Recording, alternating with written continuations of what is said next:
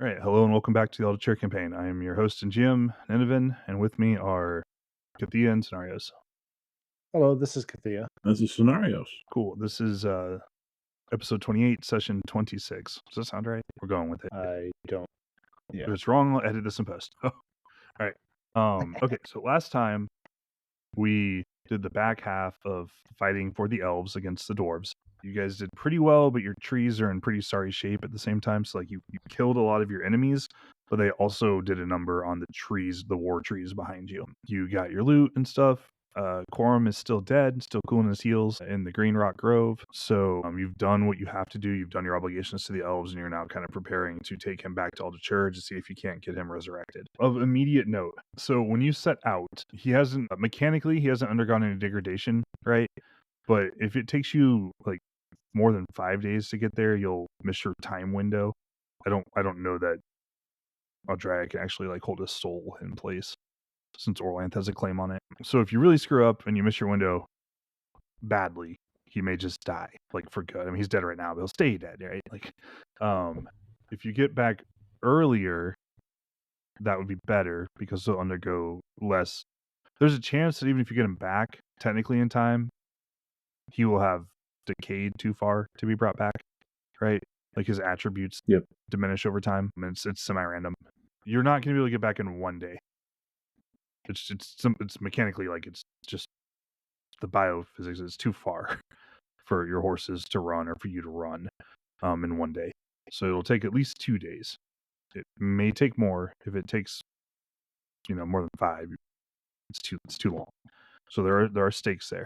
If you look at the map, right? If you go down to our map and check that out.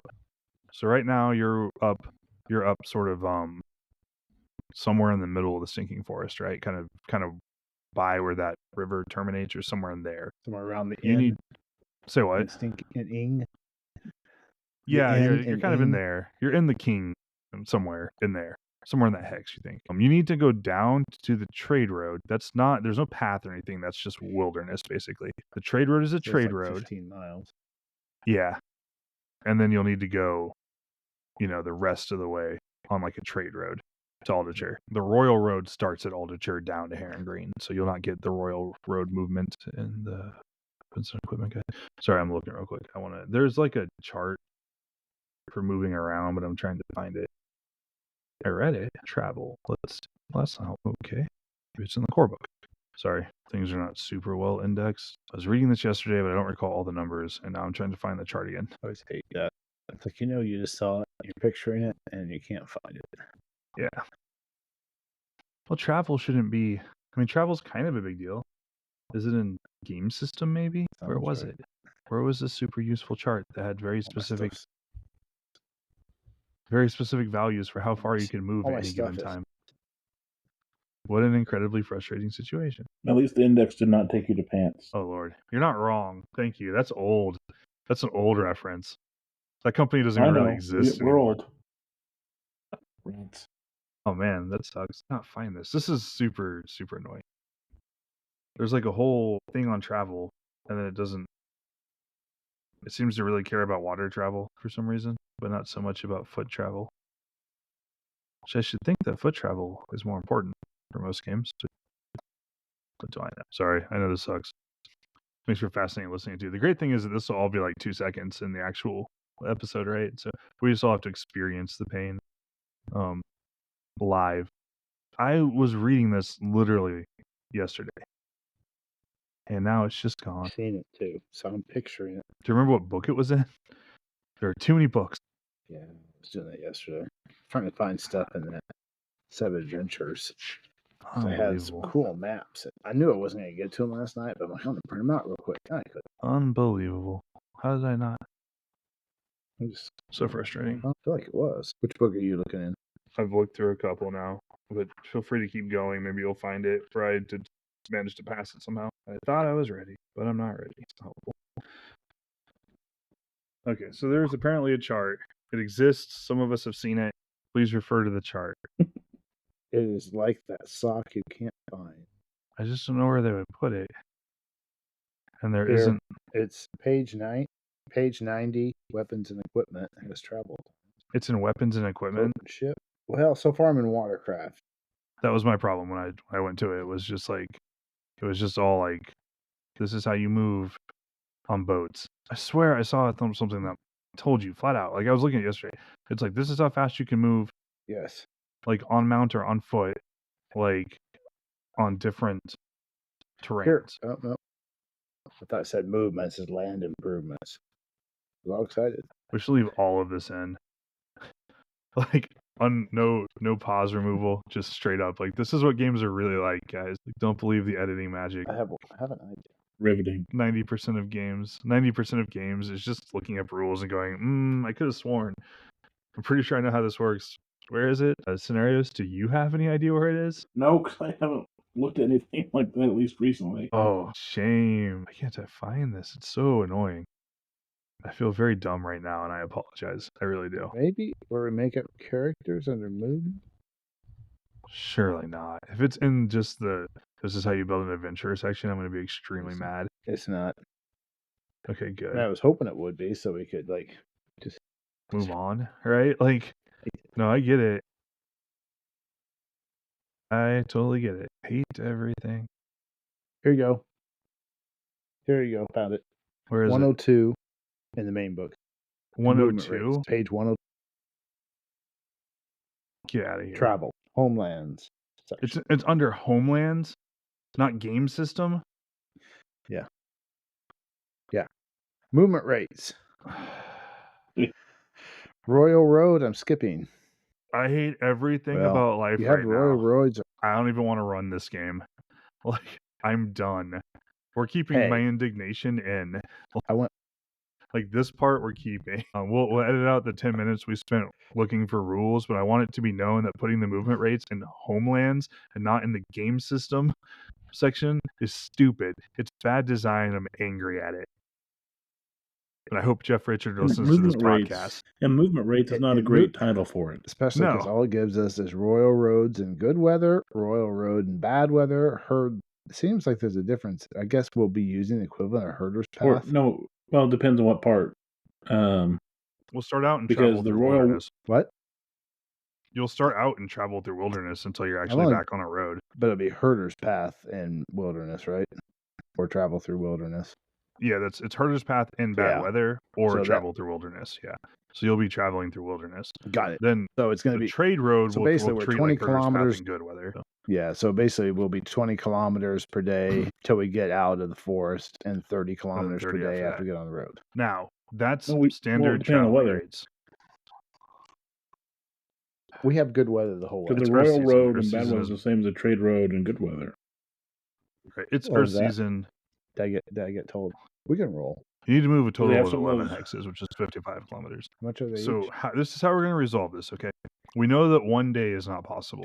2 days would be pretty standard, okay?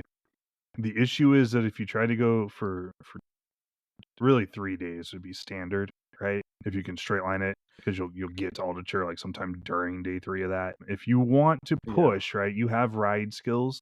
You can try to push your mounts to keep moving. The other thing is that usually what you do...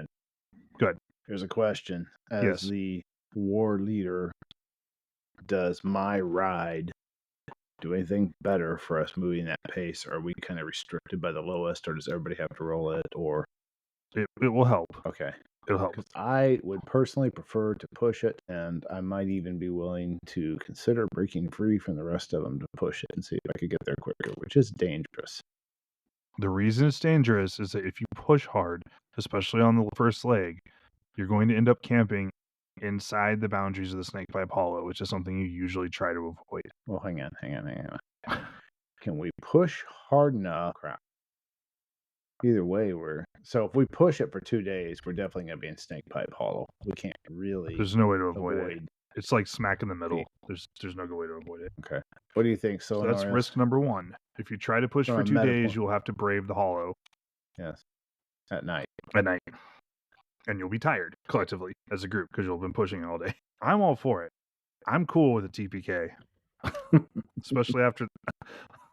Are you? Especially after that rules nonsense. But it's up to you. how you want to do that. If you try to avoid the hollow, it's going to add. You'll be showing up sometime during the third day. There's no good way to avoid it, so it's just a risk you have to take if you want to get there in 2. And then there'll be some rolls. There may be some encounters, right? Like that's just how it goes. So what do you guys think? My inclination is to go for it, but I'm not sure.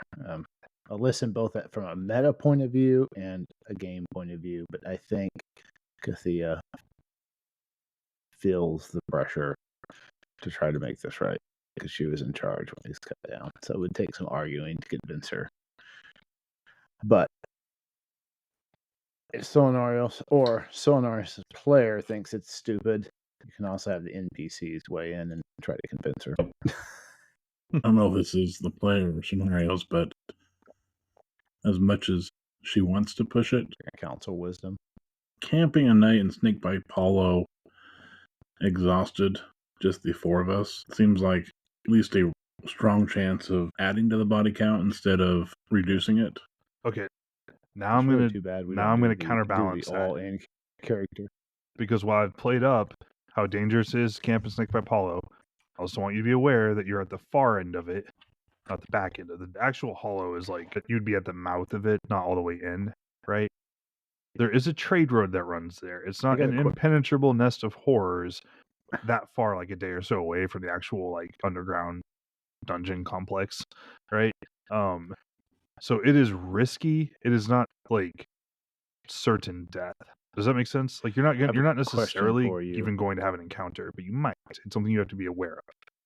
Yes. Soinnarios, do you have warding? Technically. I think so. Why don't you write down all your common spells so you know what the heck you have to cast? I'm looking at your character sheet. So the reason I ask, I'm down to 2. It took like 2 minutes to type all this. You're copying from me too. Sorry. I've got 2 rune points left. I do have my warding, my special one, but it may be unwise for me to drop that on a warding. But that would be an option at night. We could cast a warding around us. I think I have 3 left, which would help. I didn't realize you. Okay, but you should, right? Because you cast my Earth Shield. It's an option. You guys could camp there and set up a ward, right? Which a ward is like an alarm spell in D&D plus some damage. Right. Might scare some people away. It's certainly an option. This would be a fun one to have out if we did a lot of talking in character, because I can actually see our characters arguing over this. It would probably be weighed out by the NPCs, so I'm guessing our GM's not going to weigh in with their opinions. So I can kind of guess Mardina would be about caution, but she's going to follow along with whoever wins. Okay, so actually what will happen is Elendor will do whatever you two want to do, and Mardina is going to immediately offer to just stay with the elves over the winter. And you can take her horse because it's for one, it's one of your horses. Like it's not even hers. So yeah. Do they want her for the winter? As a lay member, she wants to do, or she doesn't want to take the chance. No, she wants to stay because So as you're debating what to do, she'll reveal that she wants to stay for the winter, through the winter seasons. The elves will take care of her as a lay member. They provide shelter, food, and water in the forest. She's also pretty sure that she's not going to come next time. So this might be her last chance to spend a lot of time here. Yeah, she's increasingly feeling like she can't keep up on the fighting side of it. And since it's already getting people killed. That's probably fair. Okay, I kind of like that. I mean, it makes sense. So we have an extra horse then, so we can swap horses out if we need to.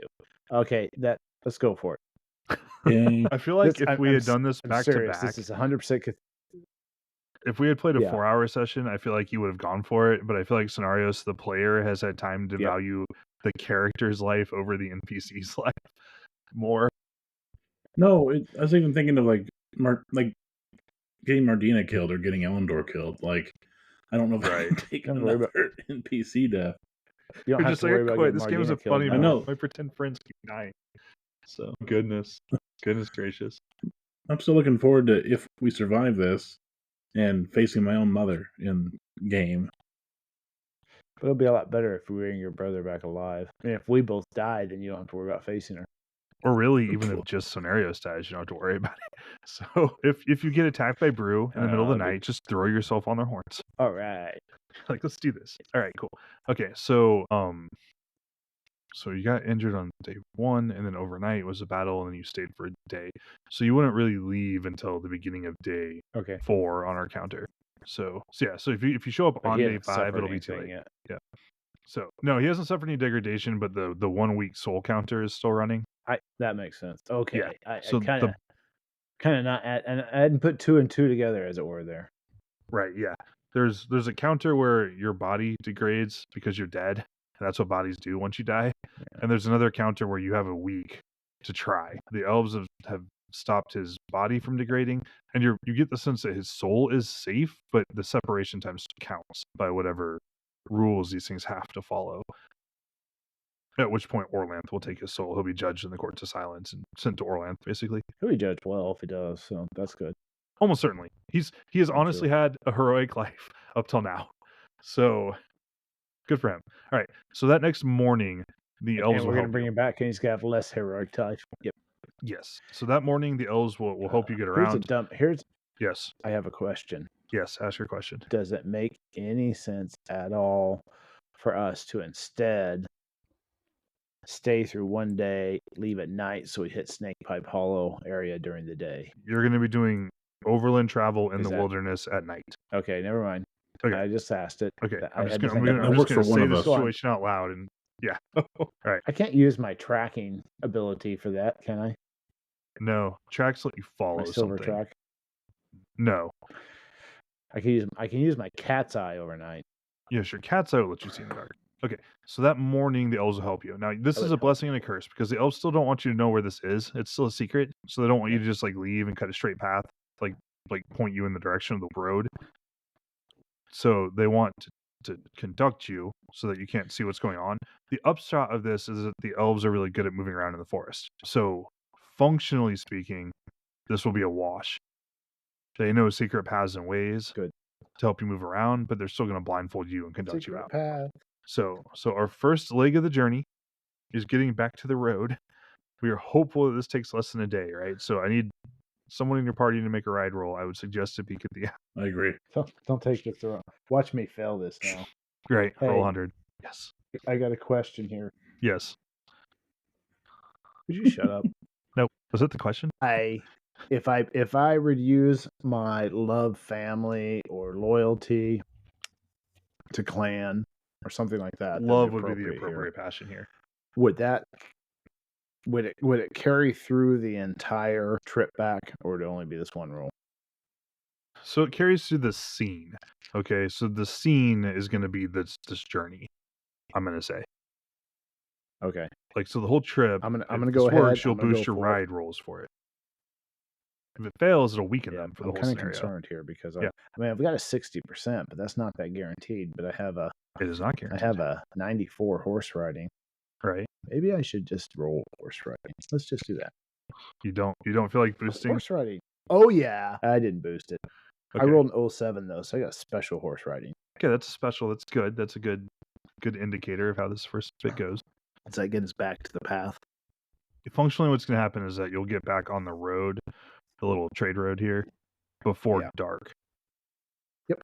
So you're still going to need to move into dark. Like you're going to want to at least get to the river, basically, if you want to get back on day 2. Okay. Do I need another roll for it? Yes, because it's starting to get dark. You need to follow the road at night and see how far you can push. This is also going to tell us if somebody like if a horse lames or founders, or if people just get someone gets too tired to go, at which point you'll have to consider whether or not you're jettisoning them or waiting. So we won't. Hey, Soinnarios, do you think it makes sense for me to go and use a divine spell and cast Cat's Eye for this since it's dark? Or do you think we should just go with it? Just go. I don't the wrong call, but that's what I feel. Yeah, that's fine. I'm kind of. All right, second one's a 43, which is just a normal success. Okay, that's good. So what'll happen is you'll be able to reach the river by the time your group is collectively starting to get worn out, right? You'll get far enough, but you are aware that even with the spare horse, you're 5 thinking horses. I just want to point out that we're rotating through them regularly. We're not waiting for one to go lame before switching. Right, I get that. We are rotating through those. As you're getting to the river, I'm just making sure that you are aware that you are going to need to take an actual break at some point. Yeah. it's well into the night, so we're not talking about like full 8 hours of sleep, but we're talking about like a couple hours to like feed and water your animals, let them cool, like take an actual break, that sort of thing. They probably so need you're it more than us. Probably, yeah. So you're going to have to take a break at the river. There's a little bridge there. You are at least in a somewhat defensible position, and I'm going to roll a few dice to see how it goes. So what do you guys do at this time? Other than you got to take care of horses, but it's going to take a couple hours for you guys to get back underway again. I'm probably going to suggest Arendor and Soinnarios take most of the watches, because I think as the one who's been leading it, I'm probably the most exhausted out of it. They've probably been able to doze a bit in the horse things while I'm leading. If you guys are okay with that. Yeah, I'll take the first watch. Yeah, and then it'll come during Elendor's because it always does. And then I will set a ward. How much power do you put into that ward? Are you looking for it? I got it. Okay. Let's see. Let's put 2 into it. I'm going to mark it out. And then have enough for the horses to be able to kind of graze on their own and not feel too hemmed in if they wander a little bit. But I assume they might naturally avoid the edges of that. It shouldn't be hard to in or whatever. But plus, yeah, as long as you're keeping half an eye on them, like if they slip through the ward, it won't hurt them. It just doesn't protect them. You know, the ward knows who your enemies are, basically. So you'll do what you do. You know, you're like taking care of the animals, eating some food yourselves, getting some water, probably from the river, kind of resting and keeping watch out.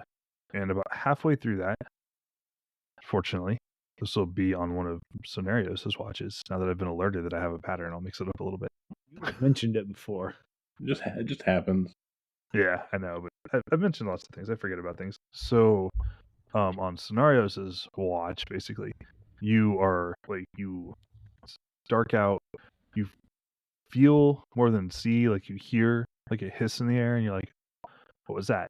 And then you belatedly realize that you've been shot at with an arrow, which is fine because it misses.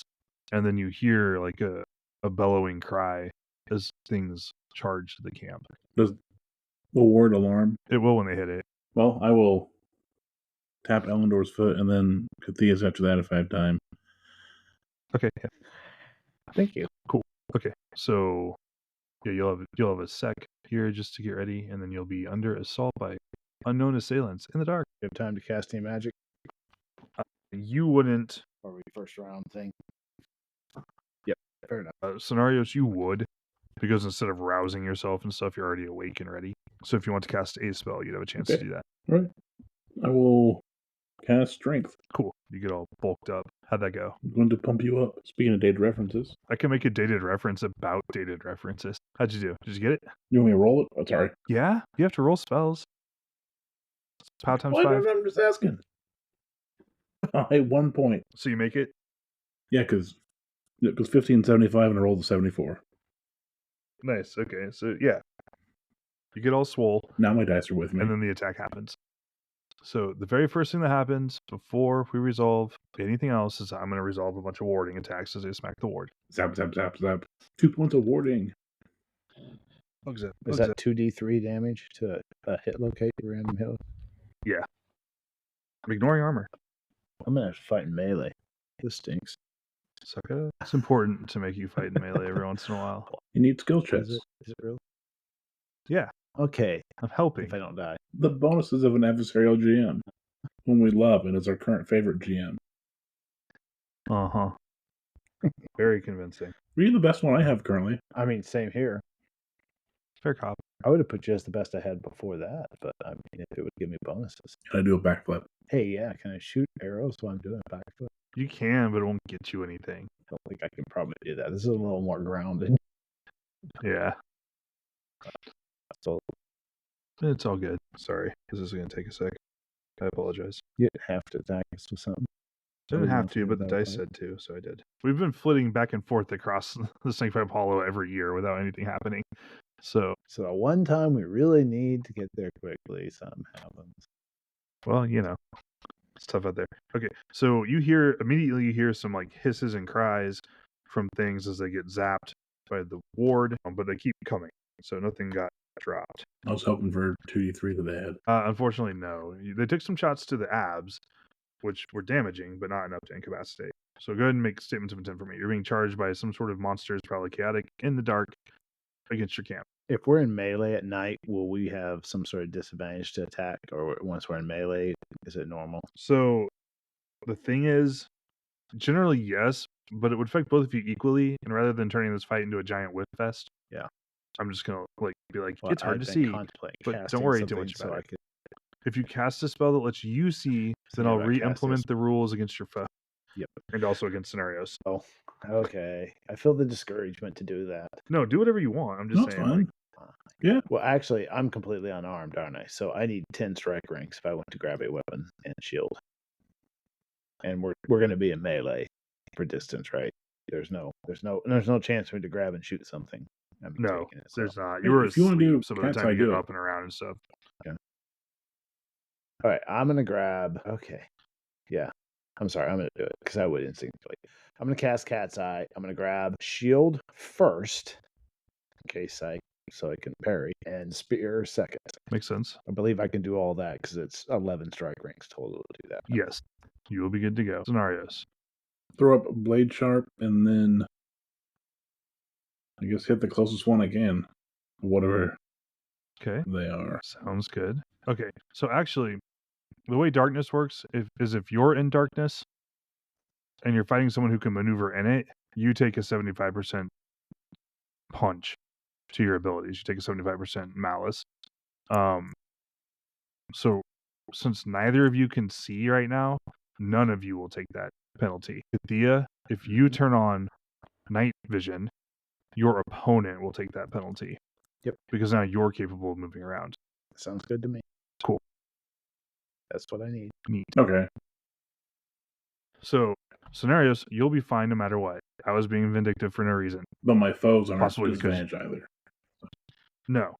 You're both equally blind and groping around, and so the game has decided to just say, we don't want this to turn into a whip fest. A problem that competent RuneQuest combats already have to some extent, so making it worse isn't necessarily better. Cool.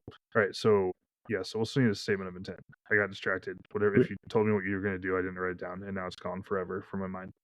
Cast Blade Sharp. I'm sorry. And cast Blade Sharp. Sharp. Smite the closest one. Right. 2. Okay, I knew I had an actual question there. Okay, cast Blade Sharp. Oh my goodness. All right. Sorry, I'm not an organized human being right now. I'm doing my best. It's all that looking for that table. Oh my! I mean, I got super yeah. I got there's a phrase for it. Yeah, I got tilted.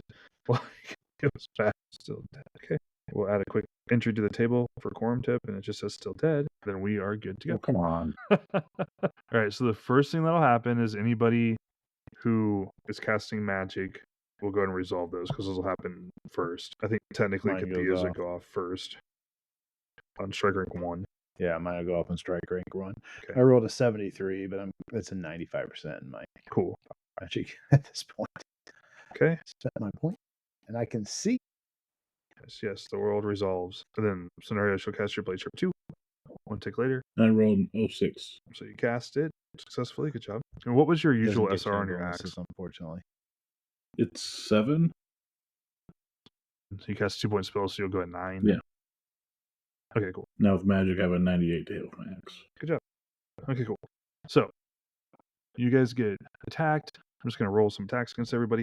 So as they get close enough that you actually see what's going on, you realize that you're being attacked by a small band of very, you can see their ribs through their matted fur, but you're definitely being attacked by a group of apparently quite desperate brew.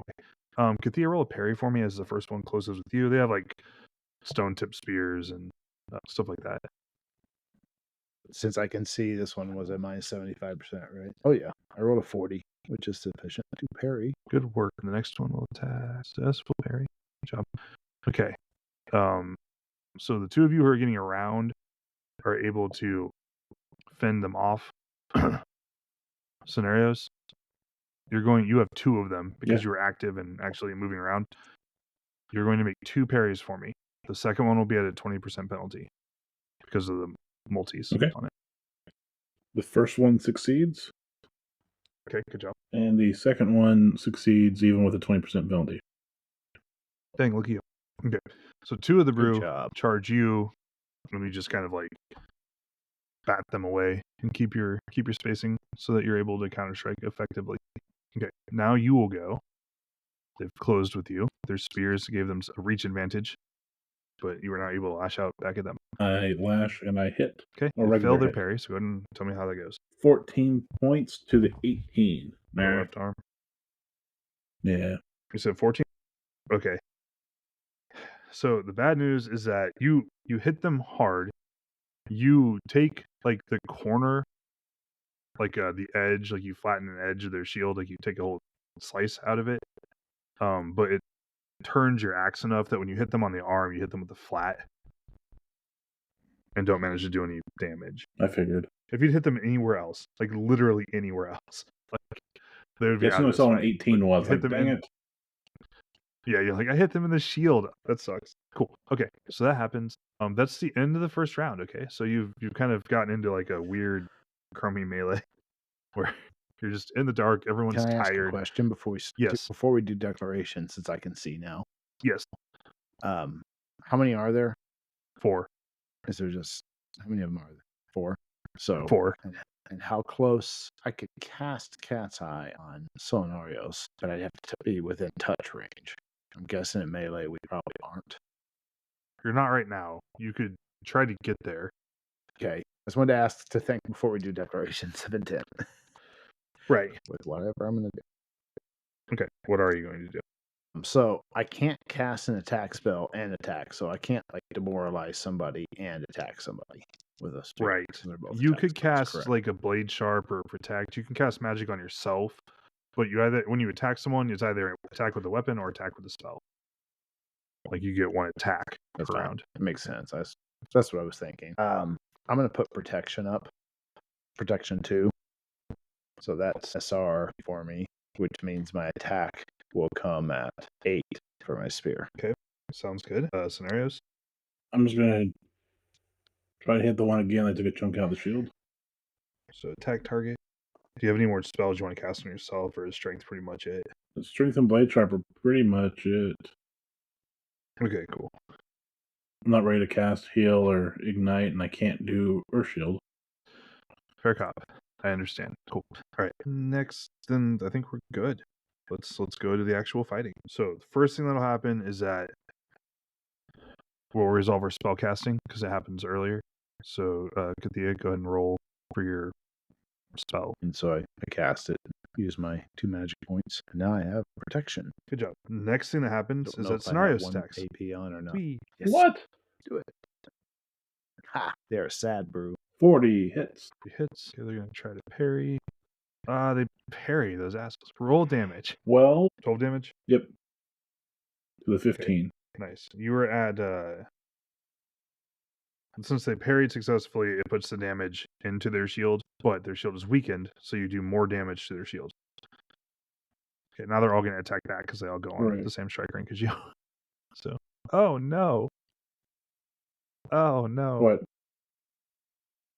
I just feel bad for all my little mans who I'm about to do terrible things to. My poor brew NPCs, who I love like children. No, you're not allowed. I love all my NPCs like children. I mourn every NPC that you guys kill. Every single one of them. I am in their camp. I root for them. I want them to succeed. I do my best to help them in life, and then you guys just murder your way through them constantly. No, we don't. Okay. Not all of them. Yeah, I mean, most of the dwarves got away. Nice. So the first the brew attacking you, Kathea. What happens with him? This sucks so bad. He's attacking you. You ward him, right? Like you use your spear to try and fend him off, and just due to some randomness of chance, like you don't like stab him, but you swipe to get him to like respect the distance, right? And you hit him like just lightly, like across the eye. And so for the next few rounds, he's going to be completely blinded as he tries to get the blood out of his eyes. Let's don't say it's due to luck. It's due to my awesome ability with a spear. Okay. Well, it's only one round. Come on. So. Well, you were just using like a warding feint to be like, respect the reach of my spear. And he's like, oh, in the eye. You're like, okay, you really disrespected the reach of that spear. So that happens. I really wish you would have described it like a Sokka kicking dust, right? Dirt up into his face or something. There you go. But no. Okay, next one up is gonna do okay. Roll a parry for me, Soinnarios. Success. Okay, good. Okay, they can't do enough damage to damage your shields. They're not as strong and magicked up as you guys are. Cool. All right. So basically, you all managed to fend off the attacks that they execute on you. We have a little bit of offense. We're slowly chipping away at one of the Brew's shields. We're just steadily hacking at it. Did the second one on me attack me, or it missed? No, it attacked you. It just missed. So okay. And with the 20% malice, I don't think you want to risk like fishing for good results against those misses, because you have it would be your second parry and you have an penalty imposed. Okay, I know. so next up, being fair. So no, you're good. Next up are Kathea and Ellen. So Kathea, go and roll. Okay, well, I'm gonna stab at this guy. I rolled a 65, which is a normal hit, and the 5, which is, I believe, the left leg. Hey, I got a strength bonus for once. Okay, try to enjoy it. Yeah, 9 points of damage to the left leg. To the left leg? Oh, hold it. I get to check spear. Yes, check and spear. The most important part of this combat is that you get a chance of increasing spear. Okay, so... And I want to just point out, I was not looking for a skill check specifically. This is on you. Oh, hold it. Did I parry too? I did. So excited. Okay. So you stab him in the leg, and once you do melee combat, like you hit him in the leg, and he falls to one knee, like he can't carry the weight on that leg, but he doesn't go prone. You're pretty sure he can't use that leg anymore. Well, good for him. Bad times. Let's see. Elendor also gets a good chop in on a leg, but not quite as good. Actually, almost exactly as good. It's just that the one they are fighting hasn't had their leg damaged by a ward previously. So nice. Well done. Okay. Cool. Back to the top. You guys are faring fairly well so far. Before I do a declaration this time, is there space to step away from this one and help Soinnarios? Yes, it can no longer move, so you would be able to open range pretty effectively. Okay. My declaration then is I'm going to step across. I guess I'm assuming we're not very far apart, and stab whichever the one's attacking Soinnarios is closest to me. Yeah, not too far apart. You were, encamped, but yeah, not terribly far. Cool. You'd be able to get there in a melee round for sure. Okay, so you'll stab. Yeah. Okay. So this will occur now on 5. I'm normally 5. Okay. Yeah. Cool. The scenarios. I'm gonna try to smite the one I've smote twice already in the shield. Okay. Good plan. Completionist. There you go. Stick to it. Not a quitter. All right. So the first. Okay, good. So okay. So here, Elendor will cast again and get the spell to go off this time. That's good. And then the first attack will be Kathea. You now have the SR advantage. I rolled it. Okay. I'm even using different dice than the normal ones. Nice. So that will hit him in the 14, which is the right arm. And then I believe I do 2 times damage plus my strength bonus. Let's look it up real quick. Okay, so an impale crit. Hey, you will do twice the weapon's normal roll damage, yeah, plus strength bonus. So I roll it. Yes. Yep. And I ignore armor. You ignore armor because it's a crit. And my spear is stuck in his... Okay. Well, I did 16 points of damage to his right arm. Okay. Now, I have a question for you. I believe the rule says my spear would be stuck, but I feel like maybe there's not anything to be stuck in, but, we know. No, that's not how it works. So this is what happens. Okay, you stab him pretty aggressively in the shoulder joint. It is a horrible blow as you twist at him. Right, you remove his arm from his body. It comes unglued, unattached, but it is still attached to your spear. So you have an arm hanging off of your spear. Like you hit him in the joint, and then you hold, and the whole thing just stretched and ripped off. That brew, he sways on his feet for a moment and then goes down from massive blood loss. Like he's not in the fight anymore. That was too much damage for his fragile body. That was fun to roll a crit. I like that. Nice, well done. You still have you still need to unstick your spear. Or else it's going to be really pretty hard to use. Cool. Next up would be Soinnarios. I believe in you. That is a special. It's a 19 and a 98. Okay, cool. So you get a special attack in on the one in front of you. Go for it. I'm going to roll. Okay, so they have a regular parry. So does that reduce it, or? We will work through I this. think you still do all the damage. You just have to go through the shield. Let me find the little... There's like a table for this crap. Yep. I'm pretty sure you do maximum damage plus roll damage, but I'm not checking too. The book says I roll So all that really happens weapon is damage that, twice. Yeah, so like special attack versus normal parry. You get the special damage, but they still get the parry. So go ahead and resolve all your attack and stuff. Like they parried it, but you still get like the cool slashing damage. So that's actually better than pelling now because it doesn't get stuck in. Well, yes and no. Because sticking someone continues to incapacitate. It's not good for someone to have a spear in them. I didn't roll How'd you do? Great, so I only did 15, 16. Okay, and the 16 is an arm? That seems appropriate. That's a left arm. Left arm. It's the left arm again? Okay, so 16. Good news is that This is when you've been chunking away the shield. you splintered that shield and incapacitate that arm. So it's not all bad. So yeah, so this time, the third time you strike his shield, it splinters away again, but you hit him in the arm, like through it pretty cleanly, and his arm goes limp. So he still has a shield in his hand. It's strapped, but he can't like use it. It's just hanging there limply, like at his side now. So that was cool. Kathea, the brew that you abandoned throws his spear at you, but it misses. And everybody else either misses or, in Elendor's case, they make their parry. So, and then Elendor will attack. I assume the one that I hit. What's the 11, guys? Yeah. Abs. Okay. Yep. 12 is chest. 9 through 11. Okay. Elendor takes theirs out with a powerful gut shot. Well done. And that would bring us back to the top. So if we want to do statements. So I got an arm hanging off my spear, right? Yes. I'm going to drop the spear on the ground, grab my dagger. So there's only one up still. So I'm going to help Soinnarios. Right, makes sense. Okay. So now you're just fishing. No, I'm not, because I'm not going to sit here in the middle of battle and try to get a disease-infested arm off my spear so I can strike again. Every time you switch a weapon, I'm going to accuse you of fishing. I know. Right. But anyhow, that will actually happen on 12 for me because I have to pull weapon. Mm-hmm. So I probably won't even get a chance to attack. It would have been a Copus 2 weeks ago. It can still be a short sword. I have one. I told you to trade out for a short sword.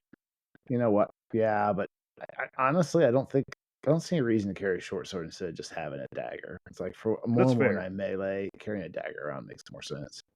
Yeah. I have a short sword on the horse, maybe. I don't know. It's up to 6 javelins on the horse. Right. Right. Those get lots of use.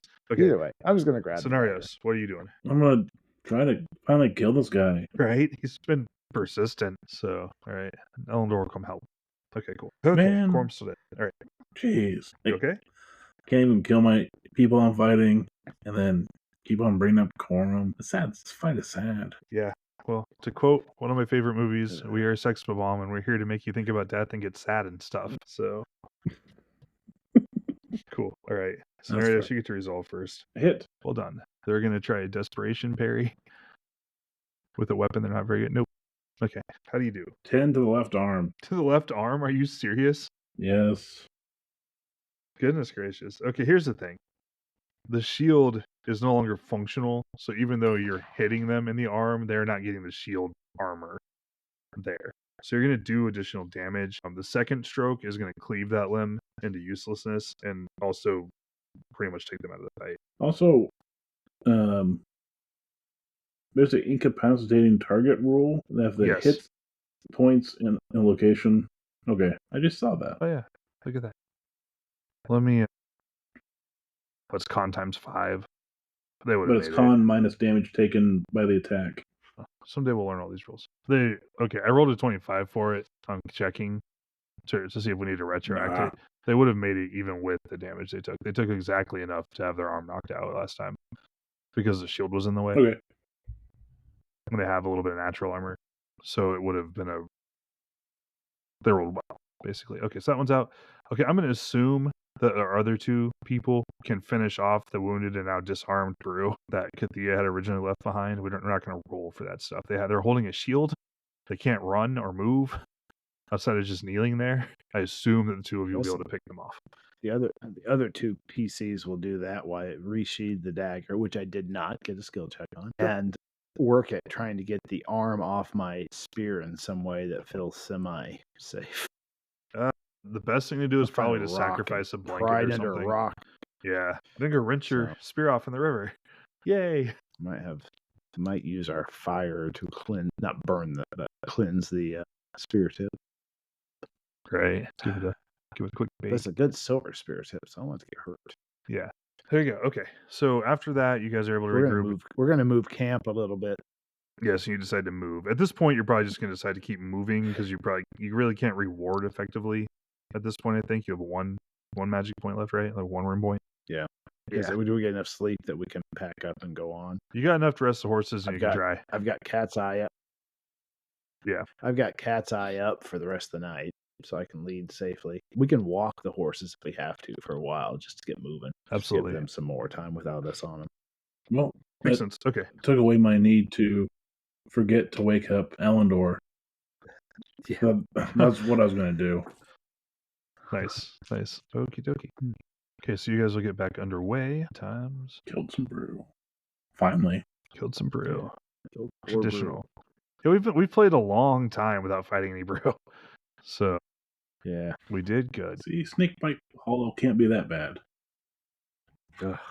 Yeah, you guys should go adventuring there later on. Maybe later on. We're both rune level. 100%. Okay. So the next day, go ahead and make a ride roll to kind of govern your ability to control your mounts and keep moving. And there's some stuff you have to do, right? You have to get over the bridge. You have to make the ascent up to the plateau that Aldature sits on, and then actually move across all that terrain the next day. I made a ride roll. Rolled 73. Cool.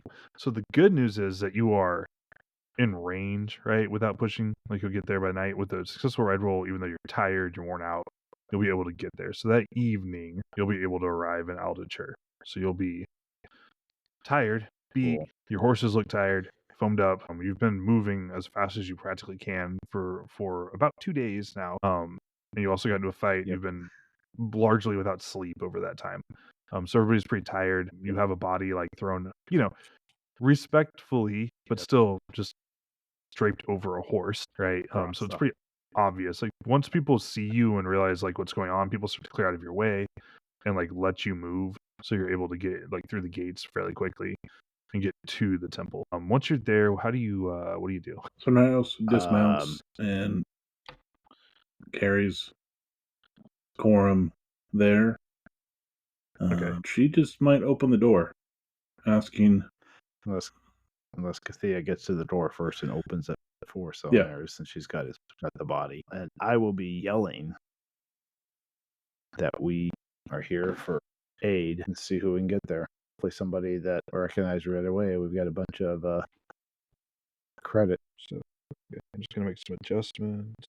Make sure he didn't die anyways. You got back fast enough that wasn't actually it was not possible for him to die in 2 days.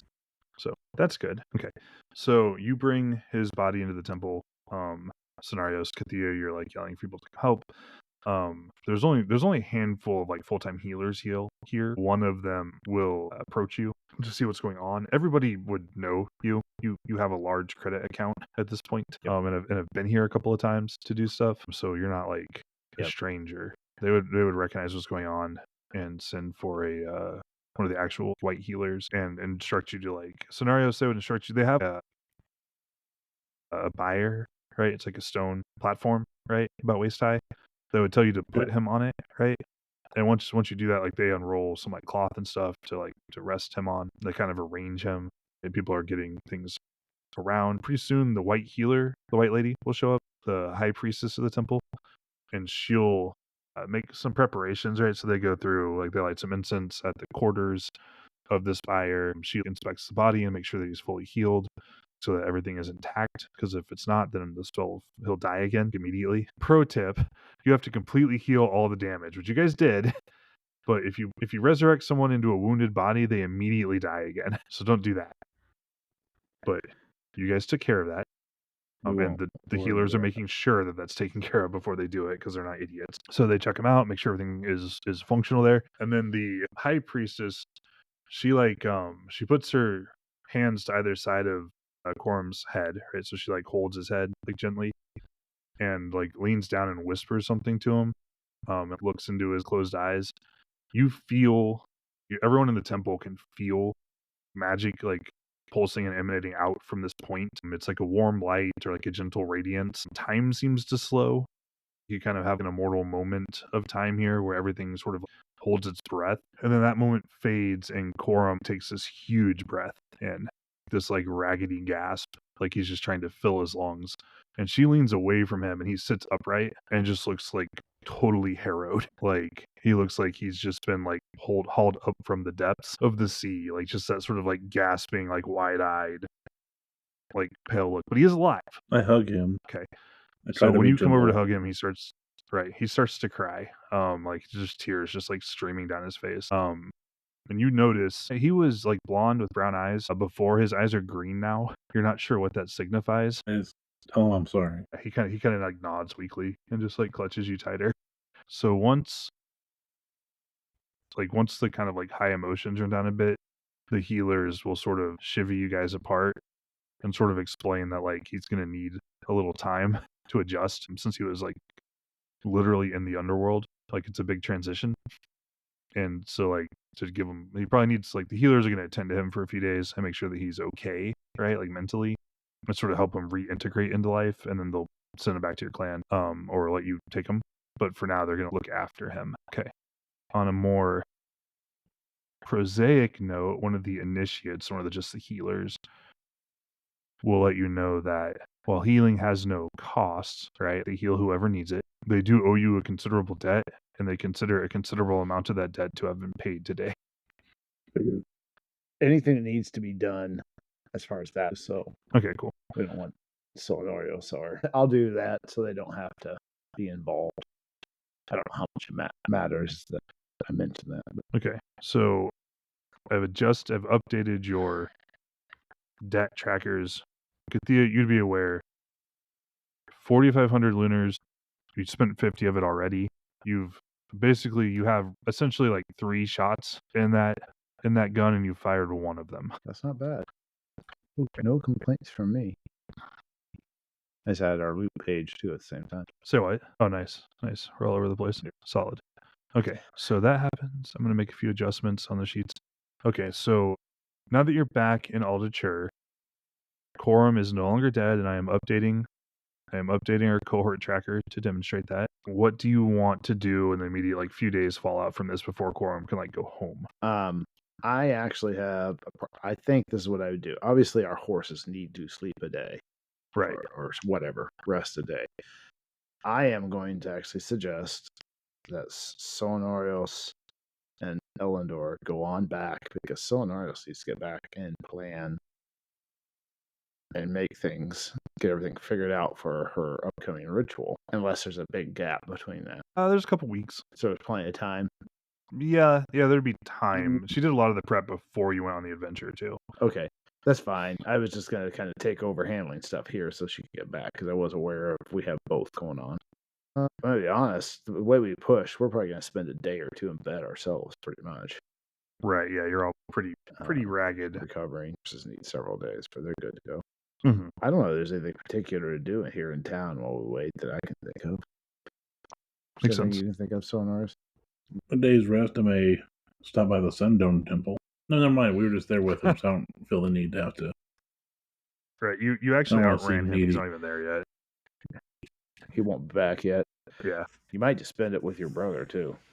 Yep. Yeah, you'll be allowed some visits, but this is recovering from major surgery, right?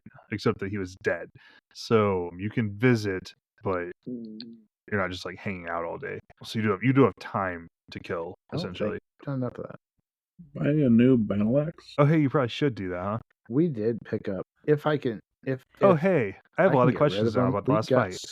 Let's say you borrowed Mardina's axe. Would that make sense? We picked up we got swords and axes as part of the loot from. That's true. That's true. Okay, so you would have looted an axe already. Okay, never mind. I haven't done my loot sheet. I don't know how many there are, but we had those. In fact, that's what I was going to do right here. If I could sell those for anything, I don't know if they're worth it. We picked up javelins, swords, axes. The javelins aren't going to be worth I anything, didn't write really. numbers down. Swords and axes, the total of those would be 9, considering that Soinnarios acquired one. Okay. The javelins aren't really going to be worth anything. I could sell them off. That's fine. Yeah, you could sell them off. You could make, I don't know, 15-ish lunars a piece on them, since they're used. Like you're selling to a reseller who's selling used goods, so they'd be cheaper than like brand new ones. But still, so there were 5 swords and 4 axes. Yeah, so it'd be 135 and a bunch lunars of javelins that we're not going to worry about. Yeah, we'll call it 135 lunars for the lot. You've got a bronze armband of Mostali make. It's worth some money. You've got the cash, right? You've got the iron. Of note, when I write down 30 encumbrance of raw iron. How much did you say for the sword and axes? 135. Okay. So like, I'm gonna sell those. They have 30 encumbrance of armor and weapons made of iron. That is not the same as like literally 30 like encumbrance and ingots of raw iron, right? Okay. So what does that mean? It means that if we're looking at like how much it's worth in coinage, you would treat it as like 15 encumbrance and ingots, because those are small and compact and you don't wear them, you put them in a sack, but you could make 30 encumbrance worth of armor and stuff out of it. You can't sell them. I'm just saying that when we're looking at we are going comparative values, to keep that in mind. So what I have down is I had 200 lunars total cash. Yes. They effectively gave us 20 lunars per person and 100. I just put it as a group. Yes. We have a bronze armband worth 50, which I think we'll keep and somebody will take. We sold the extra swords and axes in Aldature in our little bit of time. And then we have the raw iron, which we'll split between us and get back to town. So here are some things back home to consider. This will involve a little bit of whatever. Mardina is going to waive. She will have told you this. She's not interested in the iron. Her cult won't use it. It'll just get passed on to another Lightbringer cult. She would prefer. She would have told you this when you guys were leaving, basically, that when she gets back from the elves, she would prefer, in lieu of the iron, to have considerable access to your guys' Linker My credit. That's fine. Okay. Sure. We typically profit from that anyway, so. Right. Yes. Yeah. No. I'm not putting any, as long as she's reasonable, I'm not putting any blocker on that for her at all. Should we go ahead and, since we're talking, should we go ahead and figure out how we're going to split the loot? I think that would make sense. So in the end, we have 335 lunars to split in a 50 lunar armband. So I think we decide who wants that armband. It's a cool armband, so do you want it? Soinnarios? I don't know if it really makes sense on me for everything else I have, but we could give it to one of the other NPCs too. Okay, here's what you know about the armband. It is an armband that declaims someone as a thrall to the Mostali. It's an ownership band. It is worth money because it's finely crafted and it's an example of dwarven like culture and lore and stuff. But if you wear it around, don't actually want to wear it around. Yeah. Okay, we're not gonna do that. Can we sell it just for the 50? Yeah, you can sell it to the Knowledge Temple, and they would pay cash for it. Okay, so it's a small amount of money. In that case, it's just like a year's wages for a farmer. Small, petty change. 3. Does this include the 20 each for all of us, or that includes everything? Yeah. Yes, I include the 20 each, and I thought we would just split it here. So, I think first of all, we have 5 of us, so everybody would have got the 20, but I think we take it higher than that and just start with that. Actually, let's back up. What are your thoughts on how we split the raw iron? Mardina doesn't want any. You're welcome to have some, but of course, if you take it, it'll go to your temple, then your temple will just gift it. But maybe that's what we should do, is give you some to go to your temple to gift to probably the Orlanth temple. Okay. Now, hold on. Because that logic is correct, Koram, but incomplete. You are 100% correct for Soinnarios. If you get iron to give to your temple, they won't like reissue it to like back to their cultist, right? To like an earth priestess. They would give it to like the Orlanth temple or to a Marangor priestess or to a Babistergor rune lady. That does not mean it just disappears into a black hole and you don't get anything back for it. Okay. So when you would probably get something right away, and you would probably get something on your ascension to a rune level, like a God Talker or something.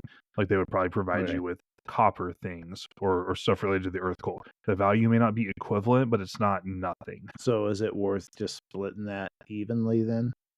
We can't quite, but we could split up into 5 lots of 6, which is what we would have started with, and then we'll determine what to do with Martinez. That sounds good. Okay, so that's a good place to start. And then what do you do with Martinez's portion?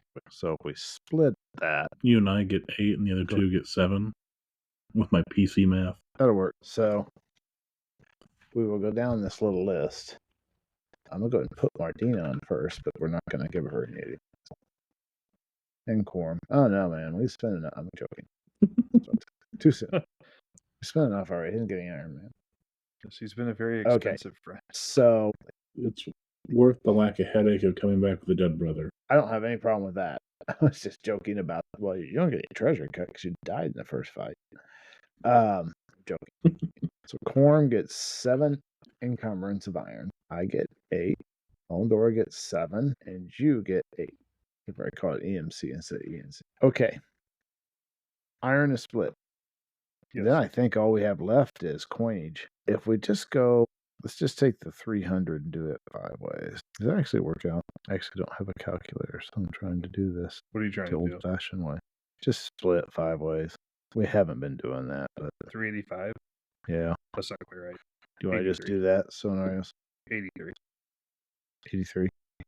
That probably isn't right either. We could just have 83 lunars of cash each. Sure. Okay, I put the split down, and Martina does get that. Right. We'll put it in account for. Yep. All right, Spend so it the on things stuffed updated, flatbreads you can and update cheese. your character sheet. I'll do so 83 lunars for me. And I'm only going to add 74 so I can not worry about my same thing. Sensible. And I'm gonna should we write down our iron, or should we just note it was already gifted? I would skip writing it record down. on your character sheet as something like gave your temple X amount of iron, because there will be things coming back to you for that now and also over time. Like it's not, meaningless. Right. No, I agree. So we also, Koram and Elendor will also get to do that, which will be important since they're both Orlanthe swords. Makes sense. Okay, so generally speaking, we would do all of our end of season stuff after all the adventures for the season are done. Because this adventure was both pretty big, and there's another one coming up, and they're separated by some time, and they're very different adventures, we're going to go ahead and resolve skill checks and POW gain checks and stuff now for this adventure. Get my dodge. Check the rules on that. Oops. So I can't add. I gave myself more dodge than I could have given myself. Math is hard. Surprisingly, though, ride does not increase. Well, a 19 roll will give me a POW increase. Nice. Taking the guaranteed one. Yes. That's wise. Oh my god. My worship out dry did not increase out of all that. I must have been too traumatized. I mean, it's okay. However, seriously, my bow went up. Nice. Spear will stay the same. Yeah. I mean, as a character, I really don't mind my bow continuing to go up, but I skipped the whole melee stuff there. I didn't get to check my dagger. Nope. Yep, spear didn't go up. It's so close. Shield, however, did. So did mine. Sad, I don't think my shield helps. I mean, it helps me as a character, but as the rune. Did we do Insight Aldriami? You would get to roll it. I would assume anything that's Aldria related, you would get to check after each adventure. You're spending time with them, you're doing stuff with them, you're going to worship services. I gained 1%. Nice. It's still accomplished. I mean, it's okay. It's nothing wrong with it. And now sweet POW. Nope. Thing. Yay, scan. Oh, dear sweet GM. Yeah, did we gain reputation for this one? You will. I was just looking as I scrolled down. Yeah. Hang on. I get to do runes. Here we go. Fire. Nope. Go charm. Gonna check my sword attack. Oh, there you go. Because I was unintentionally skill hunting with that one. Well, there was a 66 on it. It goes up. Nice. It goes up 6. I'm changing my Copus out for a short sword. Nice. Okay. You will both gain 2 points of reputation for this sequence.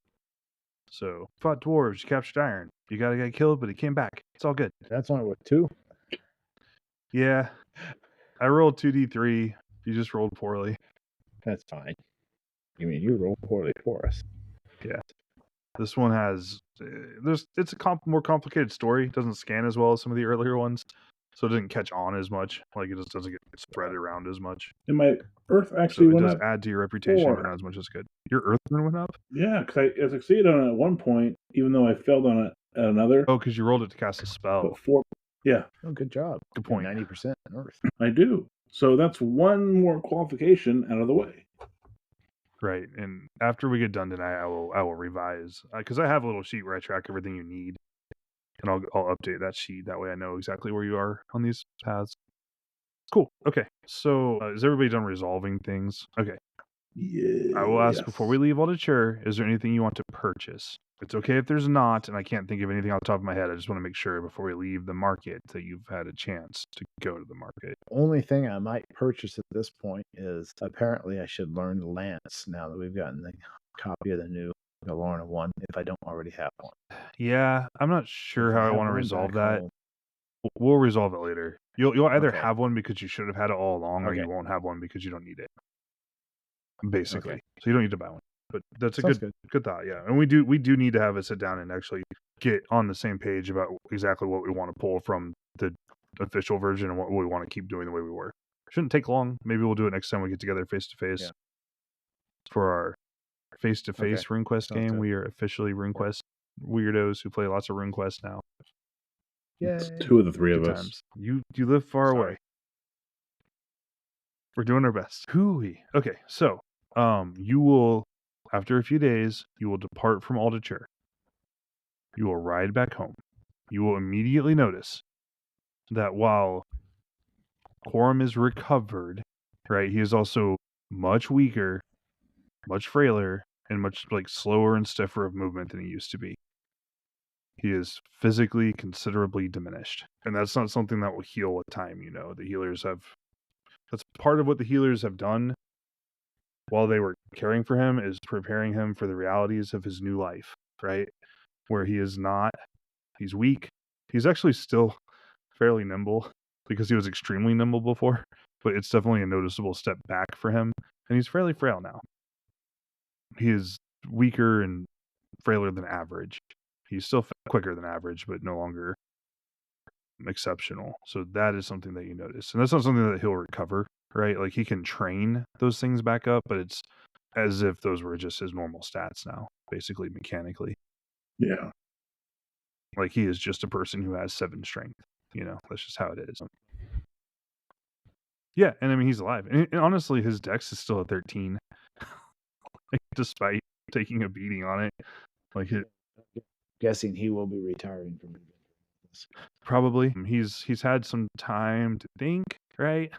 About life in general, and it's not uncommon. The healers who have talked to you guys too, it's not uncommon for people who have come back from death to experience pretty major changes in their life focus or the trajectory of their life, right? Like it is kind of a new life. Like they actually died, they came back, but they were really dead. Now they're really alive again, and it's often the second life that they've been given. They often do things very differently from what they would have before. They're still the same person, but it's a definite perspective alteration for sure. So you guys will arrive, shifting, probably.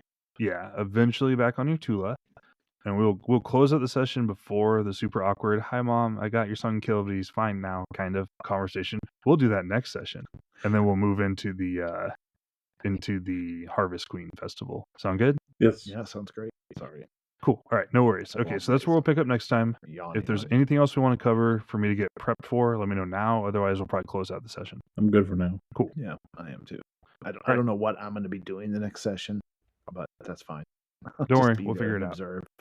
Yeah. There'll be stuff going on. Yep. It'll all be good. All right, cool. All right, so we'll leave with that. We'll save the super awkward conversations and the super fun festival for next time. We'll see you on the next one.